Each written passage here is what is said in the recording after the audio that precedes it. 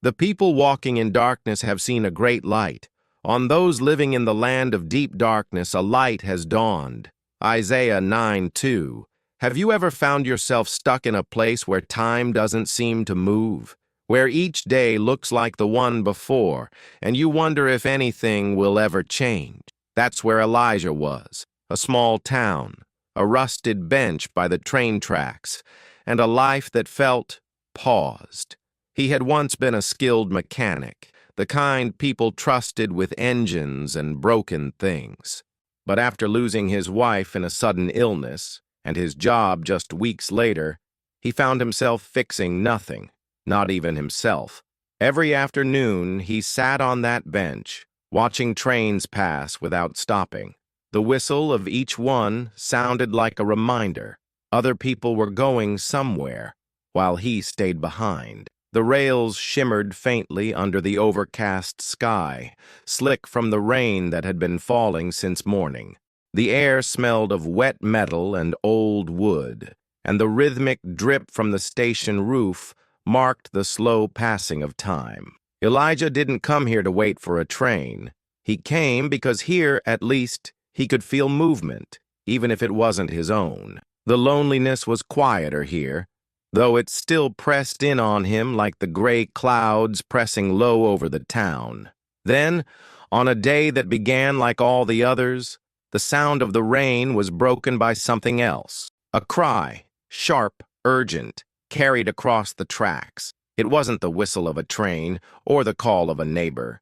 It was human, desperate, and without thinking, Elijah was on his feet, his boots splashing through puddles, his gaze fixed on the far side of the tracks. He didn't know it yet, but that cry would be the first step toward pulling him out of the shadows he had been living in. Sometimes God's voice doesn't come as a whisper. It comes as someone else's need, and when we answer, we find that He's been answering us all along. The rain fell in a steady, relentless rhythm, turning the gravel by the tracks into dark patches of mud. Water streamed along the grooves between the rails, carrying tiny flecks of rust like rivers of copper. Elijah sat on his usual bench, an old wooden seat with peeling green paint, its legs sinking slightly into the softened ground. He pulled his jacket tighter, though it did little to block the damp cold seeping through. The air was heavy with the smell of wet iron, the kind that lingers on your hands after touching old tools. He had been coming here almost every day since the factory closed. At first, it was habit, a place to think without walls closing in. But over time, it became something else, a quiet exile. The trains roared past without stopping, their carriages blurring into streaks of silver and red. He would imagine where they were headed, cities with bright lights, towns with warm diners, places where nobody knew his name or his losses. The station itself was barely more than a platform now, the ticket booth boarded up, a faded clock frozen at 4:17. Every so often the wind would push through, rattling the loose tin sheets on the station roof, blending with the distant rumble of approaching trains. Elijah's boots were wet, his jeans damp from the knees down, but he didn't care. The discomfort felt deserved, like a quiet punishment for mistakes he couldn't name but felt deeply. He leaned forward, elbows on his knees, watching a line of raindrops race down the edge of the bench's armrest. It was hypnotic, until a sound cut through. Not the long, low moan of a train whistle, not the metallic clatter of wheels over steel. A cry, short, sharp, human. It rose above the hiss of the rain, distinct enough to make him lift his head instantly. At first, he thought it was just a shout from someone farther down the street, maybe a neighbor calling for a child. But it came again, clearer this time. He turned toward the source and saw movement across the tracks. A young woman, drenched to the bone, was struggling with a baby stroller stuck between the rails, her hands slipping on the wet metal. Panic tightened her movements, and the cry he had heard, he realized now, was hers. Without thinking, Elijah stood, his bench forgotten. His boots splashed through puddles as he moved toward the crossing.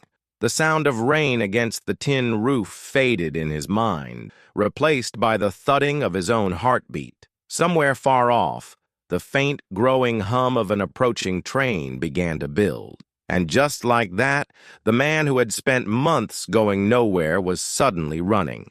Elijah's boots pounded against the slick boards of the platform before hitting the gravel beside the rails. Each step sent cold water up his legs, but he barely noticed. His eyes stayed fixed on the woman ahead, her hair plastered to her face by the rain, both hands gripping the stroller as she fought to free it. The wheels were wedged deep between the rails and the uneven stones, refusing to budge. She glanced up once, and in that single moment their eyes met, hers wide with urgency, his sharp with instinct. The distant hum of the train was growing now, the rails themselves beginning to tremble beneath his feet. "Move!" Elijah shouted over the rain, his voice cutting through the air. She shook her head quickly, breathless, and pulled harder.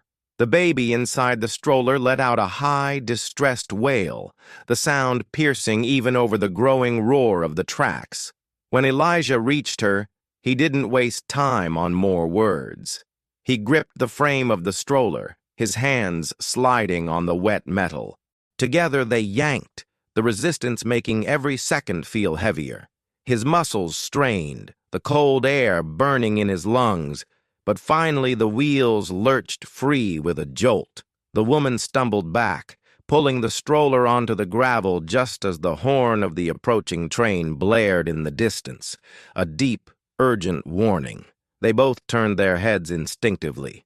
The train's headlights cut through the rain like twin spears of white fire, growing brighter with each heartbeat. Without speaking, Elijah took the handle of the stroller in one hand and guided her quickly across the rest of the tracks, their boots slipping on the wet stones. They stepped off the rails just as the train thundered past, the wind from its speed whipping water into their faces. For a moment, neither of them moved. The ground shook beneath them as carriage after carriage blurred by, a metallic storm rushing toward somewhere else. Elijah's breath came in short bursts, each one mixing with the steam rising from his soaked clothes. The woman bent over the stroller, checking the baby, who was now fussing quietly under a blanket. When the last carriage roared past and the rails began to still, Elijah finally spoke, his voice lower now but edged with concern. "You could have been—" He stopped himself, the unfinished sentence hanging between them. She looked at him, water dripping from her lashes, and whispered, "Thank you." It wasn't just gratitude, it was a kind of surrender, the way someone speaks when they realize they couldn't have done it alone. The rain softened slightly, but the air between them stayed charged. Elijah realized he didn't even know her name, and yet, for reasons he couldn't explain, he knew he wasn't ready to walk away. The train's echo faded into the distance, leaving behind the hiss of rain and the shallow rush of water along the gutters. Elijah stood a step away, unsure whether to speak or simply let her catch her breath. The woman crouched beside the stroller, her hands trembling slightly as she adjusted the blanket around the baby. Her knuckles were pale from the cold, her fingers red where the rain had bitten into them. The child whimpered, then stilled, comforted by the gentle sway of her touch. "I didn't see it coming," she said finally, her voice uneven. The wheel slipped, and it just wouldn't move. Her eyes flicked up to meet his, and in them he saw more than just the shock of what had nearly happened. There was exhaustion there, deep, bone-level weariness that had nothing to do with the rain. "I thought—" She stopped, swallowing hard. "I thought we weren't going to make it." Elijah shifted his weight, the wet gravel crunching under his boots. "You did make it," he said, his tone firm but not unkind. "That's what matters." His gaze lingered on the stroller, and without thinking, he asked, "Is he your only one?" She nodded. "My son, Jacob." The way she said the name was soft but guarded, like a precious thing she had to protect from the world. The rain intensified again, thick drops tapping against the stroller's canopy. Elijah glanced around. There was no real shelter nearby except for the old train station, its boarded windows and leaning roof offering at least a break from the downpour. He gestured toward it. "Come on. It's not much, but it's dry." She hesitated, looking at the station as though unsure whether stepping inside was safer than staying where they stood. But another gust of wind decided for her, pushing rain sideways into their faces. She nodded once, and together they moved toward the station, Elijah keeping a steadying hand on the stroller's side to help guide it through the mud. As they reached the cracked steps, a loud clap of thunder rolled overhead, deep and resonant, making the baby stir again. The woman's grip tightened on the handle. Elijah glanced at her, noticing how she bit her lip to keep it from trembling. It wasn't fear of the storm, he realized. It was something else. The kind of weight you carry long before the sky decides to break. Inside the station's shadows, with the storm pressing against the walls, he knew he was about to hear more than just her name. The station smelled of damp wood and rust, the kind of scent that clings to places long forgotten. Rainwater dripped steadily through a gap in the roof, splashing into a shallow puddle near the corner. The benches were worn smooth, their varnish long since faded, and graffiti scrawled across the walls told the silent history of people passing through but never staying. Elijah guided the stroller to a dry patch near the far wall. The woman followed closely, glancing around as if weighing whether this place could be trusted. She knelt to check on the baby again, pulling the blanket snug around his small frame. He had fallen asleep, his tiny chest rising and falling in a steady rhythm. Relief flickered briefly across her face. "You're shaking," Elijah said quietly. She looked down at her hands, noticing for the first time how the cold had turned her fingertips almost white. Without a word, he shrugged off his jacket. It was still damp from the rain, but warmer than what she wore, and held it out to her. She hesitated, eyes flicking up to his. "You'll be cold," she said. "I'll be fine," he replied, and the way he said it left no room for argument. She took the jacket, draping it over her shoulders. It hung loose on her, but it brought a faint blush of color back to her cheeks. "Thank you," she murmured, almost embarrassed. Elijah gave a small nod and sat on the bench across from her, leaning forward with his elbows on his knees. For a while, the only sounds were the steady patter of rain on the tin roof and the occasional rumble of thunder. Then, almost as if she couldn't hold it in anymore, she spoke. "I didn't plan to be here today," she said softly. "I was trying to get to the community center before the storm hit. They're giving away food supplies and formula." Her voice caught on the last word. Elijah's eyes lowered to the stroller, understanding more than she was saying. He knew what it meant to carry that kind of urgency, the kind where you measure every coin and every step. "The wheel got stuck," she continued, "and when I saw the train lights—" Her voice faded, and she shook her head. "I thought this was it." He didn't tell her it was over now, or that she was safe. Those words feel hollow when the fear is still fresh. Instead, he said, "You're here. He's here. That matters." She looked at him then, really looked, as if trying to read the truth in his face. Something in her expression softened, the smallest crack in the wall she had built. And in that quiet, Elijah realized he wasn't just helping her out of the rain. He was being pulled out of his own storm, too. The rain outside had grown heavier, drumming against the station roof with a force that made the old boards shiver. The sound filled the space like a heartbeat, steady, unrelenting, reminding them both of the storm they were avoiding. A faint draft snuck in through the cracks in the boarded windows, carrying the smell of wet earth and distant smoke from someone's fireplace. Elijah sat a little straighter, the damp chill settling into his bones, but he didn't care. His focus kept drifting to the woman and the way she kept glancing toward the door, as if she wasn't sure how long she could stay. "You don't have to wait it out alone," he said gently. She hesitated before answering, her voice barely above the rain. I've been doing most things alone for a long time. He didn't push, just let the words hang there. She shifted the stroller slightly so the baby was out of the draft, then sat down across from him, still wrapped in his jacket. My name's Grace, she offered quietly, as though the act of telling him was a risk in itself. Elijah repeated it softly, like he was storing it away for safekeeping. For a few minutes, neither spoke. The station seemed to breathe with them, the rain outside slowing just enough to let the sound of water dripping through the ceiling take its place. Then Grace surprised him. "You come here often?" she asked. He almost smiled at the way she said it, like she'd caught herself asking something far too ordinary for the moment they were in. "Every day," he admitted.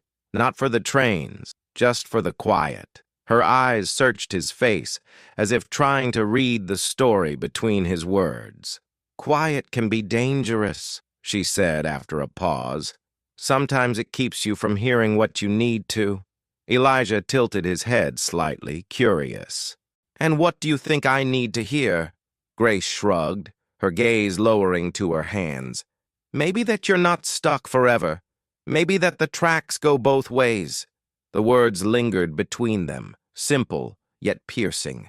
Elijah leaned back, feeling the weight of her observation. She wasn't just talking about him. She was talking about herself, too. The air in the station felt warmer somehow, though the rain still pressed against the walls. It was the kind of warmth that doesn't come from shelter alone, but from realizing you've met someone who understands the storm you're in. And in that moment, Elijah knew they weren't just sharing a roof. They were sharing something far more fragile and far more important. The rain's tempo softened, though the clouds outside kept the station cloaked in a muted gray. Elijah stood and moved toward an old wooden crate in the corner, one he had stashed with odds and ends over the months he'd been coming here. From inside, he pulled out a small metal thermos and 2 tin cups, their surfaces dented and worn from years of use. He returned to the bench, unscrewing the thermos, and the faint aroma of chicken soup curled into the air, warm and comforting against the damp. Grace's eyes followed the steam as it rose. "You carry soup to the station?" she asked, her voice holding a trace of disbelief and something else, maybe curiosity. Elijah poured a modest amount into each cup. "Some days I carry it for myself," he said, handing her one of the cups. "Other days I guess I was meant to share." She accepted it with both hands, the heat seeping through her cold fingers. For a moment, she just held it, as if soaking in its warmth before daring to taste it. Then she took a small sip, closing her eyes briefly as if the flavor reached somewhere deeper than hunger. The baby slept soundly beside her, the soft rise and fall of his breathing matching the calm rhythm settling into the room. "You made this?" she asked. Elijah nodded. "Old recipe. My wife used to say it could cure almost anything except maybe my stubbornness." His voice carried a faint smile, but the shadow of loss passed over his eyes. Grace caught it, though she didn't pry. Instead, she took another sip and said quietly, "It tastes like home, even if you haven't had one for a while." They sat in companionable silence for several minutes, sharing soup and the occasional glance. The station's wooden walls seemed to hold their words like a secret, keeping them from spilling out into the storm beyond. Eventually, Grace spoke again, her tone more tentative. "When I saw you by the tracks today, I thought you were just sitting there, waiting for something to happen. But maybe—" She trailed off, looking into her cup. Elijah leaned forward slightly. "Maybe what?" She hesitated, then met his gaze. "Maybe you were waiting for someone to save, so you could remember what it feels like to save yourself." The words struck him harder than he expected, cutting through the quiet like the train whistle in the distance. For the first time in months, Elijah didn't feel like a man just passing the days. He felt needed, and that, he realized, was a kind of warmth even soup couldn't match. The soup was gone, but its warmth lingered, not just in their hands, but in the air between them. The rain had eased into a soft drizzle, the sound against the station roof now a gentle rhythm instead of a relentless drum. Grace set her empty cup down on the bench beside her, her fingers still curled slightly as if reluctant to let go of the comfort it had brought. Elijah leaned back, resting one arm along the top of the bench, his gaze drifting toward the half-boarded windows. Beyond them, the sky hung low, swollen with the weight of more rain. He felt Grace's eyes on him before he turned back, and when he did, she didn't look away. "Can I ask you something?" she said, her tone quiet but steady. "Go ahead," he replied. She hesitated as though sorting through words before choosing the ones she couldn't take back. "When was the last time you believed God still had something for you?" The question landed like a stone in a still pond, sending ripples through places in him he had tried to keep untouched. Elijah's jaw tightened slightly.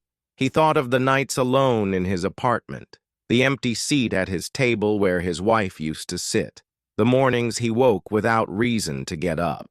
"I don't know," he said at last, his voice low. "Maybe before everything went wrong."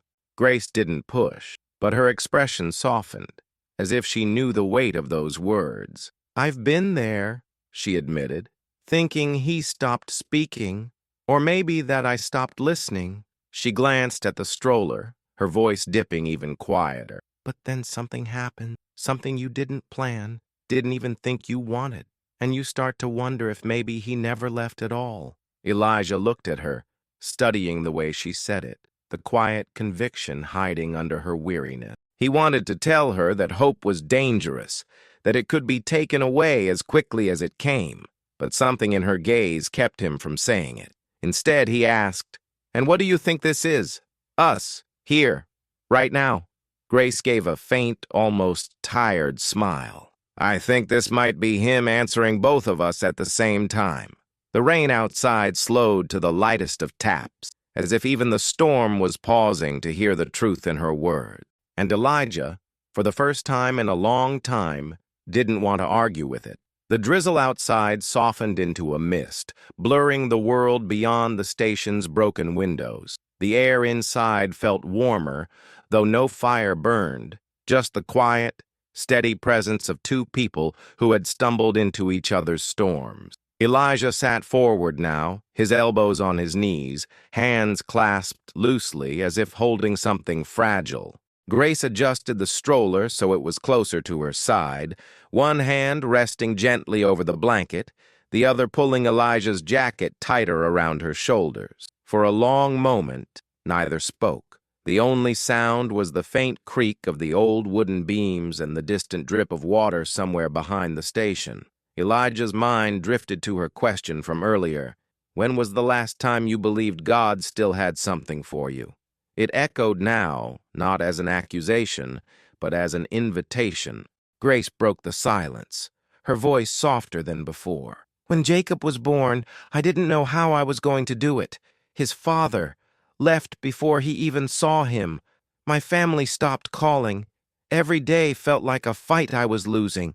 Her eyes lowered, fixed on the tiny shape beneath the blanket. "But then there are moments, small ones, when I see him smile or hear him breathe in his sleep, and I think maybe God gave me him so I'd have a reason to keep walking."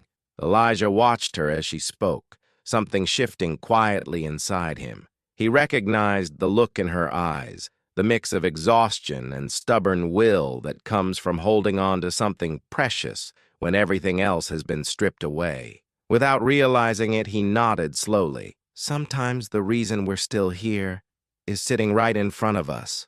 Her gaze lifted to his, and for a moment they just held each other's eyes. No promises, no platitudes, just a silent understanding that neither of them was as alone as they thought. Outside, a faint rumble traveled along the tracks, though no train passed. Elijah leaned back slightly, feeling the weight in his chest shift. It wasn't gone, but it was lighter, like a bench that had been carrying one person's weight for too long, now sharing the load. Grace seemed to notice the change in him. "Feels different now, doesn't it?" she asked. Elijah didn't answer right away. Instead, he let the stillness settle, then said quietly, "Yeah, like maybe I've been sitting here all this time, waiting for Hope to take a seat next to me." And in the faint smile she gave him, Elijah realized it already had. The air in the station felt charged now, as if something invisible had shifted. Outside, the mist clung to the rails, turning them into silver ribbons stretching into the fog. A faint vibration ran through the wooden floorboards, and Elijah recognized it instantly, the hum of a train approaching. He stood, instinct pulling him toward the doorway, Grace following with her eyes. Through the blur of rain-speckled glass, a beam of light cut the haze. The whistle came next, low, deep, and resonant, rolling over the town like a slow wave. Elijah stepped out onto the edge of the platform, the cool air wrapping around him. The train's headlights grew brighter, its roar building until it filled the world in front of him. And then it passed. Carriage after carriage thundered by, not slowing, not even hinting at a stop. The wind from its speed whipped at his shirt, spraying droplets across his face. Each metallic streak that rushed past reflected the muted light of the overcast sky, then vanished into the distance. When the last car disappeared into the mist, the rails hummed for a moment longer before falling silent. Elijah stayed there, staring at the empty tracks. Grace's voice reached him from inside the station.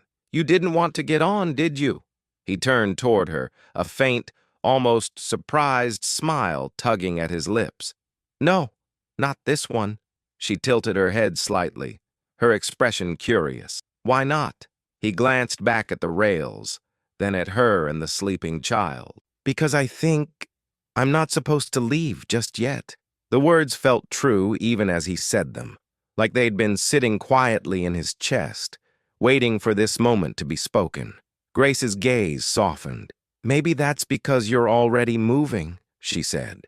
Elijah thought about it, the way this day had pulled him out of his bench by the tracks, the way his hands had found strength to lift more than just a stroller, the way her questions had opened doors inside him he didn't know were still there. Outside, the mist began to thin, the first faint break in the clouds revealing a pale, reluctant light. Elijah took a slow breath, feeling a weight he'd carried for months begin to loosen. Not gone, but lighter, as if it no longer owned him. And for the first time in a long time, he didn't watch the train disappear with longing. He watched it go with peace. The rain had stopped completely now, leaving the air cool and clean. A soft golden glow began to stretch across the platform as the clouds thinned, allowing the late afternoon sun to break through. The light caught on the wet rails, turning them into two bright lines leading into the horizon. Elijah stood at the doorway of the station, hands in his pockets, breathing in the scent of rain-soaked earth mixed with the faint sweetness of blooming wildflowers nearby. Grace was by the stroller, adjusting the blanket over Jacob, who stirred but didn't wake. Her hair, still damp, caught the sunlight in strands that shimmered faintly. Elijah's jacket hung loosely over her shoulders, looking less like a borrowed piece of clothing now and more like it belonged there. She glanced up at him, her expression soft but knowing. "You look different," she said. He gave a small shrug. "Maybe I am." They stepped out together, the wooden boards of the platform creaking under their weight. The puddles reflected the sky, now streaked with pale gold and hints of blue. A train horn sounded far in the distance, not urgent this time, just a low reminder that the tracks were still alive. But Elijah didn't feel the pull to chase it. Instead, he felt grounded, as if his feet finally knew where they belonged. Grace adjusted the stroller and took a step toward the road, but paused. "Thank you," she said, and the weight in her voice told him it wasn't just for freeing the stroller from the tracks. Elijah nodded, his gaze holding hers. "I think we were meant to be here, both of us." She smiled faintly. then began walking, the stroller wheels squeaking softly over the damp wood. He stayed for a moment longer, watching her until she disappeared around the curve of the street. Then he looked down the rails one last time. The light stretched far beyond what he could see, and for the first time in months, the thought of tomorrow didn't feel heavy. It felt open. Elijah turned away from the tracks, the whisper of an earlier question echoing in his mind. When was the last time you believed God still had something for you? Today he knew the answer. For I know the plans I have for you, declares the Lord. Plans to prosper you and not to harm you. Plans to give you hope and a future. Jeremiah 29:11. Days later, Elijah found himself walking past the station again. The bench was still there, damp from the morning dew, the rails stretching endlessly in both directions. But he didn't sit this time. Instead, he kept moving, his steps steady, his eyes lifted toward the horizon. He had seen Grace once more, briefly in the small market by the town square. Jacob had been awake that time, his tiny fist clutching one of her fingers as she smiled in greeting. No words about that day by the tracks were exchanged. They didn't need to be. The shared memory lived quietly between them, an unspoken reminder that storms can bring people together in ways calm weather never could. Elijah still didn't have all the answers. His job search hadn't magically resolved, and the ache of his wife's absence still visited him in the quiet hours. But something had changed, something no longer invisible. He carried it in the way his shoulders no longer sagged under unseen weight, in the way his eyes met others without flinching. It was hope, yes, but not the fragile kind he feared to lose. It was the kind planted deep, watered by the rain of that day, and kept alive by the certainty that God had not stopped writing his story. The tracks were still there and trains still passed without stopping. But Elijah had learned an important truth. Life wasn't about waiting for the right train. It was about walking the path God laid before you, step by step, even when it's just the road beyond the platform. Commit your way to the Lord. Trust in Him, and He will act. Psalm 37:5.